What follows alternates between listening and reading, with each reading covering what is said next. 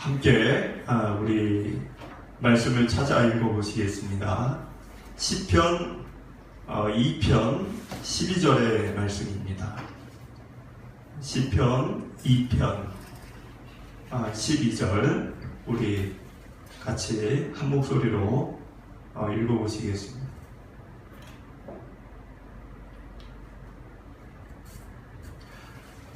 함께 읽겠습니다. 그의 아들에게 입맞추라. 그렇지 아니하면 진노하심으로 너희가 길에서 망하리니 그의 진노가 급하심이라. 여호와께 피하는 모든 사람은 다 복이 있도다. 아멘.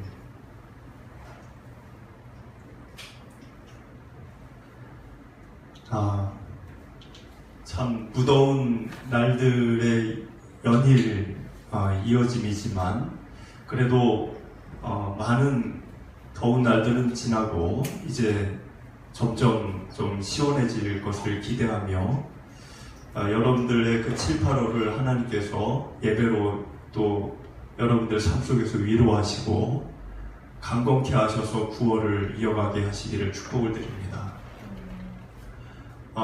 지금 시편 이제 지난주 처음 나눴고 오늘 두 번째 이제 말씀으로 들어갑니다. 세상은 예전이나 지금이나 다를 게 없는 게 더하면 더할 정도로 이제 선과 악의 대립. 이것은 여러분들의 일상에서도 늘 펼쳐지는 일이고 또 여러분들의 자녀들도 앞으로 그 일을 겪게 될 일들입니다. 선은 하나님의 영역이고 악은 사단의 마귀의 영역입니다. 우리는 사실 그냥 사는 것 같지만 그냥 늘 내게 주어진 하루하루 사는 것 같지만 사실은 이 두 가지 중에 하나를 선택하며 살고 있는 것이고 이 두 가지 중에 중간 지대라고 하는 것은 사실 없습니다. 둘 중에 하나를 살아야 되는 것입니다. 악인들의 특징이 있습니다. 그 악인의 특징은 스스로 마음을 높입니다. 그것을 타인에게 굳이 말을 하지 않더라도 아주 조용한 사람이라 할지라도 내면은 자기 자신을 높이고 있는 마음이 있는 것입니다. 그래서 악인의 특징은 마음을 낮추지 않아요. 근데 의인의 특징은 스스로 마음을 낮춥니다. 누구에게 낮출까요? 먼저는 하나님께, 그 다음은 사람들에게입니다. 하나님을 알고 이제 믿는 분들은 면류관을 내게 주실 분은 오직 하나님이시라는 것을 믿고 그 하나님께 그 면류관을 사모하는 삶을 살아갑니다. 그러나 세상에 이제 이 매몰되고 함몰되어져 사는 분들은 누가 관을 자기 머리에 씌운다고 생각할까요? 자기 자신입니다. 그래서 자신의 노력, 자신의 애씀, 그런 것으로 스스로 자기가 자기 머리에 면류관을 씌우기 위해 부단히 노력을 하며 살아가고 그래서 얻는 그 면류관, 그런 분들, 세상에서 정말 열심히 정말 이렇게 일을 하든 아니면 뭘 하든 해서 얻은 면류관, 그것은 부귀 영화, 또 명예 또는 권력, 이런 면류관을 머리에 쓰려고 하는 거죠. 그런데 성경은 그런 면류관을 썩어질 면류관이라고 정의를 하고 있습니다. 반면 하나님이 우리에게 씌워주시는 것, 내가 노력해서 나 스스로 쓰는 왕관이 아니라 나 스스로 쓰는 왕관이 아니라 하나님이 내게 주시는 면류관은 의와 거룩함의 면류관입니다. 이 의와 거룩함의 면류관은 영원토록 상하지도 않고 썩지도 않는 영원한 영화로운 면류관입니다. 이것을 어떻게 받게 될까요? 우리가 하나님의 뜻 안에 거할 때, 그리고 그 하나님의 뜻을 내가 하루하루 삶에서 이루어갈 때, 그러나 세상은 그러한 하나님의 뜻을 이루려 하는 자들을 내버려 두지 않습니다. 유혹을 하고 핍박을 하고 대적을 하고 또 모욕을 주고, 예수님의 생애만 봐도 우린 그걸 알 수 있어요. 예수님은 하나님의 뜻을 이루려고 이 땅에 오셔서 날마다 그 하나님의 뜻을 이루어가는 분이었습니다. 그런데 세상은 그런 예수님을 보고 존경을 하거나 또 예수님을 좋아했던 것이 아니라 그 예수님을 적대시하고 미워했고 또 밀쳐내고 죽음의 자리까지 이제는 끌고 갔습니다. 죄에 무너져가는 세상은 하나님의 뜻을 이루는 자들 또는 이루는 것들을 그냥 내버려 두지를 않습니다. 오히려 하나님과 연결된 모든 걸 끊어버리려고 하는 거죠. 여러분들이 한 주 동안 하나님의 뜻을 이루어가려고 조금 노력을 하면 반드시 거기에는 장애물 또는 유혹, 여러 가지 이러한 것들이 오기 마련인 것입니다. 그래서 오늘 여러분들이 말씀을 보면 3절을 보시면 3절에 이렇게 써있죠. 우리가 그들의 맨 것을 끊고 그의 결박을 벗어버리자. 이게 지금 무슨 말이죠? 하나님으로부터 연결된 생명의 줄을 끊어버리자는 거예요. 악인들의 이 마음이에요. 하나님으로부터 연결된 그 생명의 의와 거룩함의 그 줄을 뭘로 여겼다는 거예요? 매인 것, 나를 결박하는 것, 이런 것으로 여겼다는 것입니다. 마치 안전한 보금자리인 가정에 머무는 자녀가 그 가정에 있는 게 답답하고 매인 것 같고 결박당한 것 같고, 그래서 가출을 하고 싶고 뛰쳐나가고 싶고, 나가면 얼마나 즐겁고 재미있고 신나는 일이 있지 않을까, 나는 집이 싫어, 이렇게 생각하는 거와 같은 것입니다. 가정 안에 아름답고 안전한 보금자리 가정 안에 머무는 것을 매인 것과 결박당한 것으로 여긴다는 것입니다. 우리가 인생을 살면서도 주님의 품 안에 거하는 것을 내가 매이고 또 내가 결박당한 것으로 여기는 분들이 있습니다. 그런 분들이 놓치는 생각이 하나 있어요. 그게 뭐냐면, 이 세상은 하나님이 계시고 첫 번째는, 두 번째는 여기 있는 내가 있습니다. 그리고 마지막 세 번째가 마귀가 있어요. 그것이 성경이 얘기하는 세상의 이 구성입니다. 하나님이 계시고 내가 있고 반드시 마귀가 있어요. 인간의 무지를 깨려면, 인간의 무지함을 우리가 그것을 넘어서려고 하려면 반드시 이 세 가지를 날마다 명심해야 합니다. 근데 이 예수님을 안 믿고 교회를 안 다니는 분들은 하나님이 계신 것도 모르죠. 하나님을 인정하지 않으니까. 그저 그분들은 존재한다라고 하는 것은 나라고 하는 인간만 존재한다라고 생각을 합니다. 근데 교회를 다니는 분들은 어떨까요? 교회를 다니는 분들은 교회를 와서 들은 게 있기 때문에 하나님의 존재하심, 그리고 마귀의 역사, 그리고 나라는 존재에 대해서 생각을 합니다. 그런데 교회를 다니는 분들의 약점이 있어요. 그게 뭐냐면, 사단 마귀가 늘 내 곁에 존재한다는 것을 아주 자주 깜빡합니다. 아주 자주. 하나님 생각은 해요. 하나님은 계시지. 그런데 교회 다니는 분들의 이 부족한 점은 마귀가 늘 내 곁에 있다는 것을 별로 생각을 안 해요.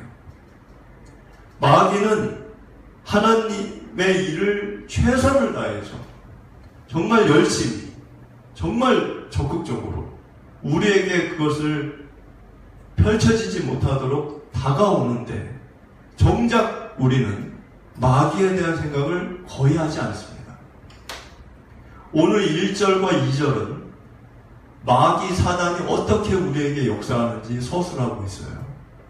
1절을 보면 어찌하여 이방 나라들이 분노하며 민족들이 헛된 일을 꾸미는가. 2절 세상의 군왕들이 나서며 관원들이 서로 꾀하여 여호와와 그의 기름 부음 받은 자를 대적하며. 자, 여러분들, 다윗이 세우고 싶어 했던 나라가 있었습니다. 어떤 나라를 꿈꿨을까요? 다윗은 민주주의? 아니에요. 신정국가입니다. 그럼 신정국가, 우리가 이렇게 생각하면 그거는 정말 잘못된 나라 체제 아닌가? 신정국가라는 게 그 말이 돼?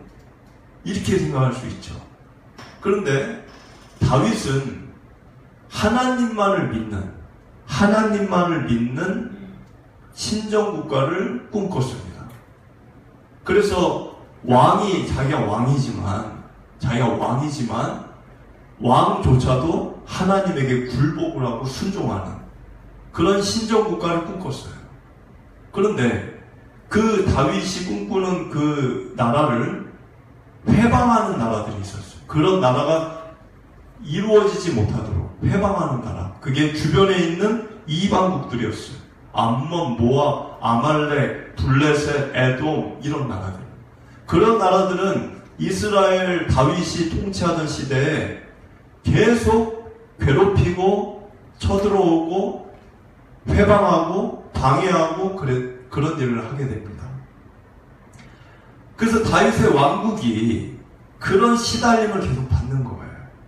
그래서 2절을 보면 2절에 지금 제가 얘기한 건 1절이었습니다. 1절이었고 2절을 보면 여호와와 그의 기름 부음 받은 자를 대적했다.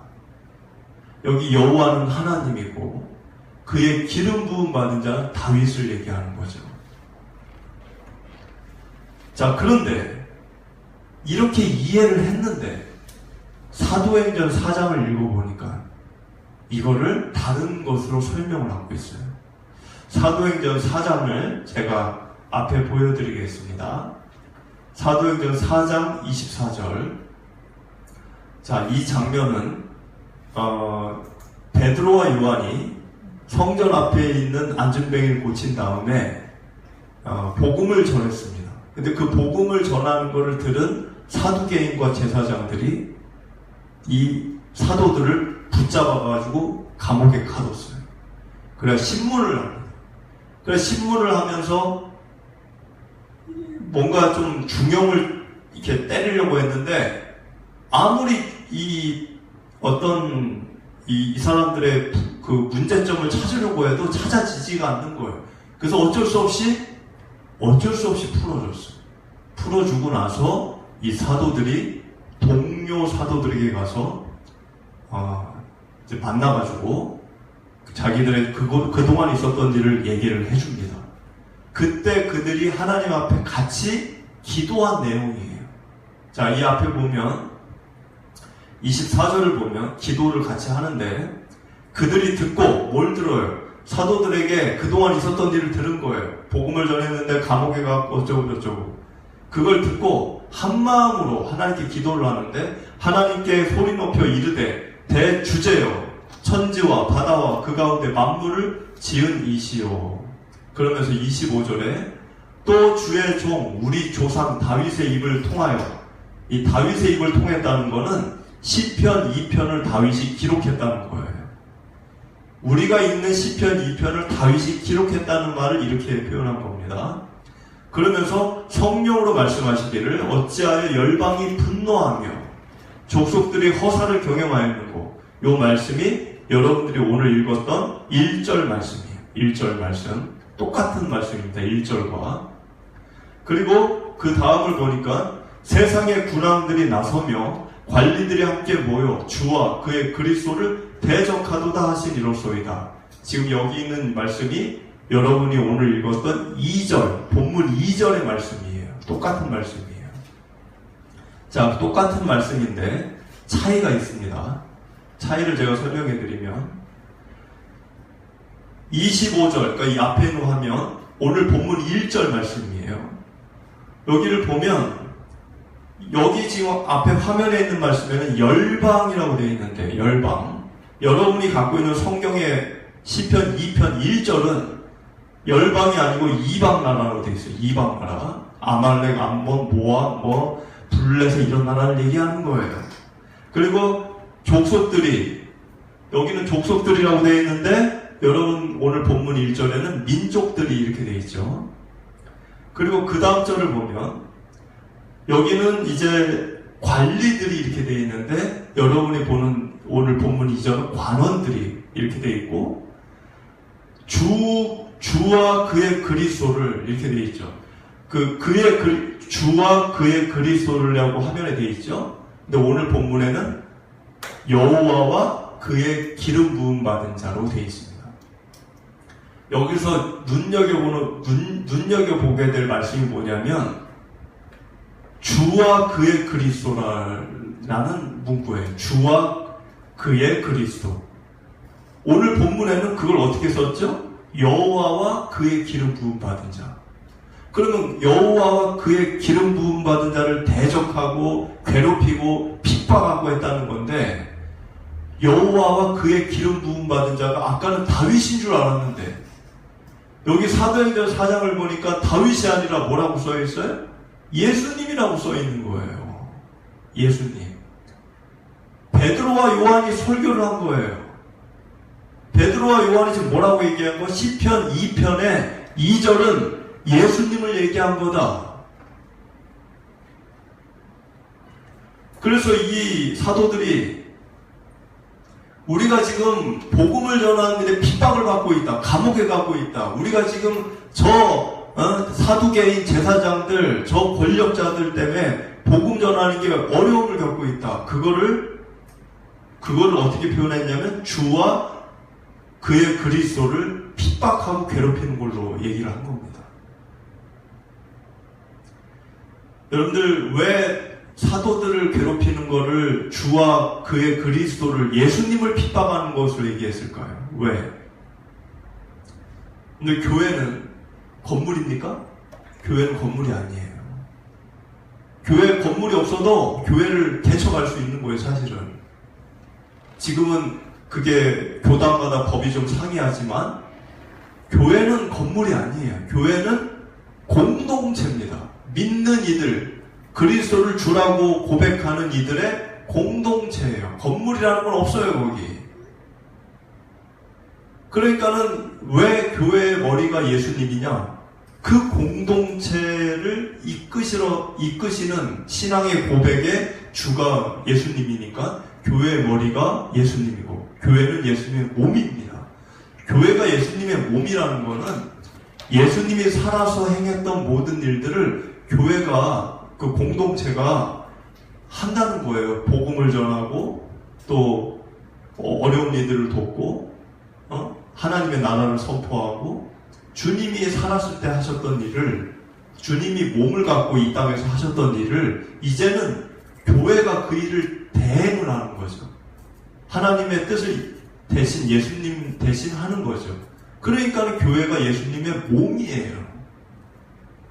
그런데 그 몸을, 그 공동체를 핍박을 하고 괴롭히고 대적을 한다. 그러면 실제로는 그 교회의 머리가 예수님이고 교회는 예수님의 몸이니까 누구를 괴롭히는 거예요? 결국은 예수님을 괴롭히는 거예요. 그래서 이 사도들은 자신들을 핍박하는 그 일을 겪고 나서 주와 그의 그리스도를 대적하는 것으로 표현을 했다는 것입니다. 지금도 이런 일은 없을까요? 지금도 여전합니다. 동일합니다. 기본적으로 세상은 주님을 믿거나 따르지 않아요. 여러분 세상에 나가서 사시잖아요. 여러분들이 세상에 나가서 신앙적인 이야기를 하거나 신앙 고백을 하거나 그러면 세상 사람들이 여러분들 어떻게 대합니까? 그 경청을 합니까? 아니면 막 여러분들을 더 얘기해달라 그래요? 듣기 싫어하죠. 기본적으로 세상은 주님의 뜻을 듣기 싫어해요. 예수님 당시 유대 그 제사장들과 사두개인들도 마찬가지 그랬어요. 주님의 뜻을 듣기 싫어하는 거예요. 그걸 말하는 사람을 잡아가는 거예요. 근데 지금 여러분들 생각해보면 성도들, 교회 다니고 신앙이 있고 그걸 지키려고 하고 하나님의 뜻을 이루려고 하고 삶에서 이런 이들이 삶 속에서 어려움을 겪고 있다는 겁니다. 그 일을 할 수가 없어요. 그 어려움 때문에. 그것이 그리스도를 대적하는 거예요. 세상이. 그리스도를 대적하는 겁니다. 4절을 보면 그런 이들을 보며 이제 어떤 하나님의 반응이 뭘까요? 4절을 보니까 4절 하늘에 계신 이가 웃으시니요 주께서 그들을 비웃으시리로다. 하나님이 그 광경을 보면서 어떻게 했다고요? 비웃었다라고 되어 있어요. 여러분들 하나님을 대적하는 대상이 2절을 보면 세상의 군왕과 또 관원들로 쓰여져 있어요. 이건 지위가 있는 사람들이에요.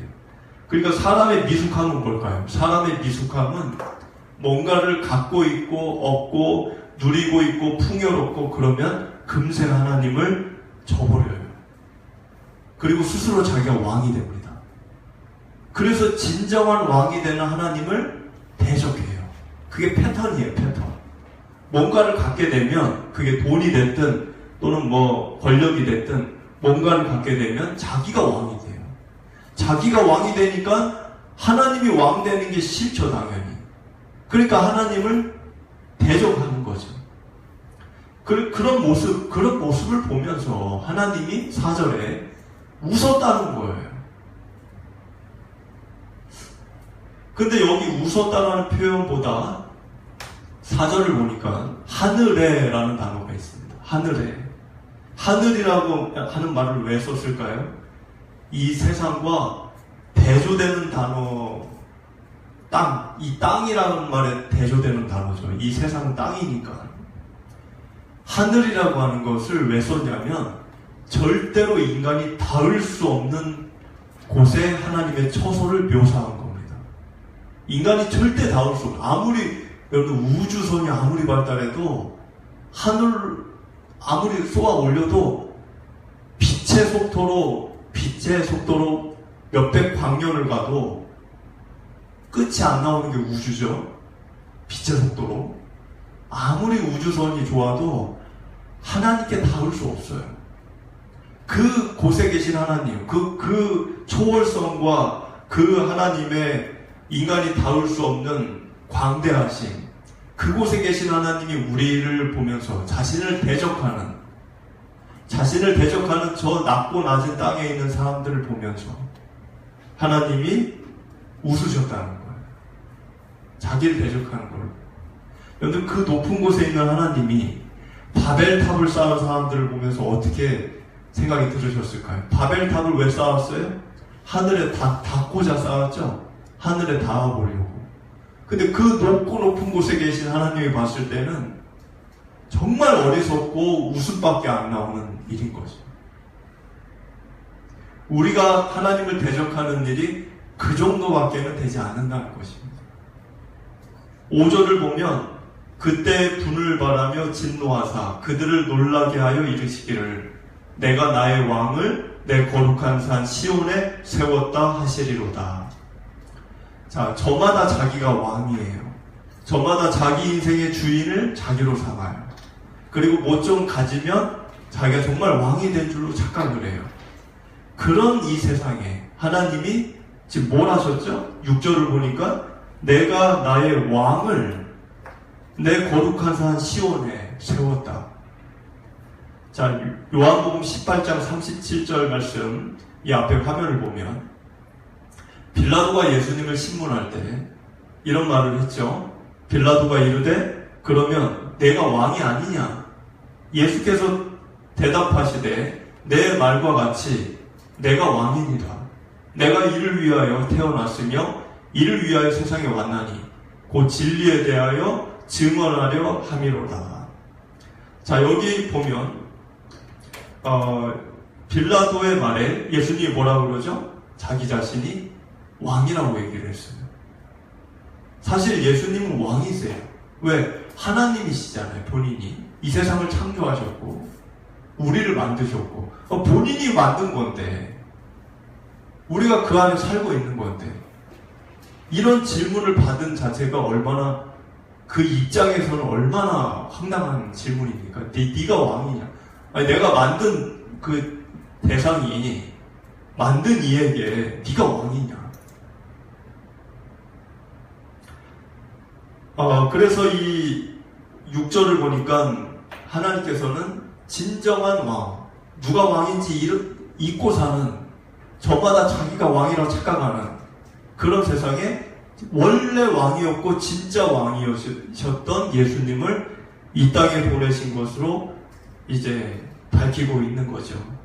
그 7절을 보면 내가 여호와의 명령을 전하노라. 여호와께서 내게 이르시되 너는 내 아들이라. 오늘 내가 너를 낳아도다. 여기 보니까 너는 내 아들이라. 오늘 내가 너를 낳아도다. 여기 낳았다라는 것은 육체적 방법으로, 생물학적 방법으로 잉태해서 낳은 걸 얘기하는 게 아닙니다.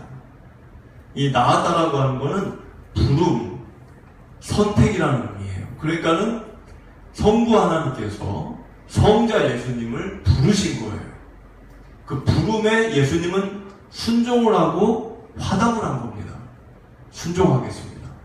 내가 지구로, 내가 저 인간들이 있는 곳으로 내려가겠습니다. 내가 십자가에서 죽겠습니다. 그러니까 너는 내 아들이라. 오늘 내가 너를 낳았다. 내가 오늘 너를 불렀다. 무엇을 위해? 열방을 구원하여서 열방을 유업으로 받을 자로 부르신 거예요. 8절을 보니까 내게 구하라. 내가 이방 나라를 내 유업으로 주리니 내 소유가 땅끝까지 이르리로다. 내게 구하라. 자신 임의로 통치권을 행사하지 말라는 거예요. 여러분들, 예수님이 늘 이 세상에 와서 자기 마음대로 사역하셨습니까? 밤마다 뭐 하셨죠? 혼자 어디론가 가서 기도하셨어요. 하나님께 뜻을 구했고 하나님의 뜻을 향해 자기가 흐트러짐 없이 가기 위하여 홀로 하나님과 독대하는 시간을 늘 가지셨어요. 자기가 왕이라고 자신이 열방의 유업 이을자라 해서 마음대로 사역하지 않으셨어요. 그래서 8절에도 보면 내게 구하라. 내가 이방 나라를, 열방을, 이 모든 열방의 민족과 모든 족속들을, 구원받은 이들을 예수님께 유업으로 주셨다는 거예요. 그런데 그 이방 나라를 유업으로 받은 예수님은 늘 하나님께 뜻을 구하고 그러셨죠. 하나님의 뜻이 그래서 땅끝까지, 자신의 뜻이 아니라 성부 하나님의 뜻이 이 땅끝까지, 이 세상 땅끝까지 이루어지기를 원했다는 겁니다. 그래서 8절을 보면 내 소유가 땅끝까지 이르리로다.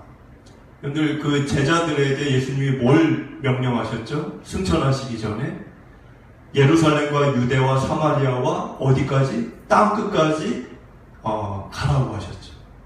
땅끝까지. 이 8절과 연결되는 말씀이에요. 땅끝까지 이르게 된다는 거예요. 뭐가? 주님의 그 하나님을 향한 그 마음과 사역과 그 어떤 일들이. 그 9절을 보면 내가 철장으로 그들을 깨뜨리며, 철장, 이 철장이라는 건 뭐죠? 철 막대기를 얘기하는 거예요. 근데 이거를 하나님, 성부 하나님이 아니라 내가, 성자 예수님이 그 철장으로 그들을 깨뜨리고 질그릇같이 부수리라. 질그릇은 흙으로 만든 그릇이죠. 철장은 철로 된 막대기고, 그러니까 세상의 왕들, 하나님의 뜻을 대적하는 세상의 왕, 관원, 아까 그 권력자들, 이런 이들이 언젠가 때가 되면 하나님에 의해 세워진 왕 대신은 예수님에 의해 심판을 받게 된다는 장면을 묘사한 겁니다. 요한계시록 12장 5절을 보면 이런 말씀이 있죠. 여자가 아들을 낳으니 이는 장차 철장으로 만국을 다스릴 남자라. 그 아이를 하나님 앞과 그 보호자 앞으로 올라가더라. 여기 있는 여자가 낳은 아들은 예수님을 얘기하는 건데, 장차 어떻게 하실 분이에요? 철장, 철로 된 막대기로 만국을 다스릴 분으로 묘사를 하고 있습니다. 그런데 시편하고 이 요한계시록은 기록 연대가 굉장히 길죠. 근데 같은 걸 얘기하고 있다는 거예요. 철장으로 만국을 다스리고 철장으로 심판을 하실 분. 그래서 오늘 본문 10절을 보면 그런즉 군왕들아 너희는 지혜를 얻으며 세상의 재판관들아 너희는 교훈을 받을지어다. 여기 지금 군왕 재판관들에게 뭘 얘기하죠? 지혜를 얻고 교훈을 받아라. 지혜와 교훈을 얘기하는데 지혜와 교훈이 뭘까요? 여기서 얘기하는 지혜와 교훈. 그게 그 다음 절이에요. 11절. 11절 뭐죠? 여호와를 경외함으로 섬기고 떨며 즐거워할지어다. 이게 지혜고 이게 교훈이라는 거예요. 이거를 받아들이라는 거예요. 자, 그런데 여기 11절을 보면 떨며 즐거워했다 이렇게 써있죠? 떠는 거. 여러분들 떠는 거는 두려움이에요. 그렇죠? 두려울 때 떨잖아요. 근데 즐거워하는 일은 두려운 게 아니죠. 즐거운 건 두려워서 즐거워할 일이 없잖아요. 근데 지금 이 떨며 즐거워한다. 이게 상반된 말이에요. 서로 이렇게 좀 말이 안 맞아요. 근데 이거는 상반된 개념이 아닙니다. 이거를 깊이 이렇게 생각을 해보면 하나님의 속성과 관련된 거예요. 하나님은 여러분들 공의의 하나님이시죠. 반면 또 어떤 하나님이에요? 사랑의 하나님이에요. 하나님은 이 두 가지의 속성을 다 갖고 있어요. 공의의 하나님, 사랑의 하나님. 사랑의 하나님만으로 끝나버리면 하나님이 사랑의 하나님이 그걸로 맞춰진다. 더 이상 다른 게 없다. 그러면 심판은 없어요. 사랑의 하나님이 왜 심판을 하겠어요? 왜 사람을 지옥에 보내시겠어요? 사랑의 하나님으로는 지옥 보낼 수 없어요. 공의의 하나님이기 때문에 심판이 있고 지옥이 있는 겁니다. 그러니까는 하나님의 속성을 하나만 얘기하면 안 돼요. 어떻게 하나님이 지옥을 보냅니까? 그건 하나님을 모르는 사람들이 하는 얘기예요. 하나님은 사랑의 하나님이시면서 공의의 하나님이에요. 이 두 가지는 뗄래야 뗄 수가 없고 공의가 어떤 면에서 더 큽니다. 범위가. 그러니까 공의의 하나님이시다 보니까 공의, 정의와 공의 이 기준에서는 죄라는 거 그리고 불법, 불의는 받아들일 수 없는 거예요. 그거는 징계와 심판의 대상입니다. 그러니까 떠는 거예요. 그러니까 떠는 거라고. 근데 사랑의 하나님이시죠? 사랑의 하나님이니까 죄인이 회개를 하고 통회를 하고 자복을 하면 받아주시죠. 그 부족한 것들을 채워주시죠. 자녀 삼아주시죠. 그러니까 즐거운 거예요. 그러니까 여기에 떨며 즐거워한다. 이거는 하나님을 묘사하는 겁니다. 그러니까 하나님은 우리가 경외함으로 다가갈 때 공의와 사랑의 하나님으로 우리 앞에 계시다는 거예요. 이게 말이 안 맞는 말이 아니고 그런데 하나님을 대적하는 이들은 어떨까요? 하나님을 대적하는 이들은 살면서 하나님을 두려워하지도 않고 하나님을 즐거워하지도 않습니다. 그게 하나님을 떠난 이들의 대표적인 모습이에요. 하나님을 두려워하지 않아요. 내 주먹을 믿는다 그러지. 하나님을 즐거워하지 않아요. 세상을 즐거워하죠. 근데 하나님을 따르는 이들은 어떻습니까? 하나님을 두려워할 줄 알고 하나님을 즐거워할 줄 아는 거예요. 12절을 우리 읽어보면 그의 아들에게 입맞추라. 그렇지 아니하면 진노하심으로 너희가 길에서 망하리니 그의 진노가 급하심이라 여호와께 피하는 모든 사람은 다 복이 있도다. 여기 아들, 이렇게 아들 돼 있죠. 그의 아들. 그런데 아들이라는 구약시대 장자, 아들은 뭘 상징하죠? 유업을 이을 자, 상속받을 자. 딸이 지금 안 써있잖아요. 구약의 아들은 상속자예요. 그러면 여기 아들은 상속자인데, 여러분들 마태복음 28장 18절을 보시면, 이 앞에, 예수께서 나와 말씀하여 이르시되, 예수님이 얘기했다는 거예요. 하늘과 땅의 모든 권세를 누구에게 주셨다? 예수님에게 주셨다는 거예요. 누가? 성부 하나님이. 그러면 성부 하나님이 이 세상을 누구에게 상속하신 겁니까? 예수님이에요. 예수님이 주인이에요. 그러니까 여기 12절에 그의 아들에게 입맞추라. 누구에게 입맞추라는 거예요, 지금? 예수님께 입맞추라는 거예요. 그럼 입맞추라는 게 뭐죠? 여러분들 이 당시 고대 근동 또는 그 당시 애굽이나 바벨론이나 이런 나라의 그 문화가 있어요. 그게 뭐냐면 어떤 사람의 발에다가 입을 맞추잖아요. 발에다가 입을 맞춘다. 그러면 그 사람에게 내가 전적으로 순종하겠다. 그 사람에게 내가 속한 자다. 라고 하는 표현이에요. 그러니까 지금 이 12절에 그의 아들에게 입 맞추라. 그건 뭐 진짜로 입을 맞추라는 게 아니라 예수님께 속한 자, 예수님의 말씀에 순종하는 자가 되라는 거예요. 그렇지 아니하면 여기 12절에 그렇지 아니하면 진노하심으로 너희가 길에서 어떻게 된다? 망한다. 그의 진노가 급하다. 여호와께 피하는 모든 사람은 다 복이 있다. 여러분들 예수님이 이 세상에 오신 목적이 써 있는 거예요. 이 세상을 구원하러 오셨죠. 망하는 길로 가는 자들을 되돌이키게 오셨죠. 그 사람들이 그 길 끝으로 가면 낭떠러지로 떨어지니까 그들을 되돌이키려고 망하는 길에 서지 않게 하기 위해 그게 시급한 거죠. 그러니까는 예수님이 뭐 천천히 해라, 느긋느긋하게 해라, 아직 멀었어 이렇게 얘기 안 했어요. 회개하라, 천국이 가까웠다 그랬어요. 급한 거예요. 그래서 12절에 진노가 급하시니라. 여호와께 피하는 사람은 누구든지 복을 받는. 그게 뭐 장애인이 됐든 가난한 사람이 됐든 출신이 어떠하든 상관없어요. 누구든지 예수님께 가면 그 복을 얻는다는 거예요.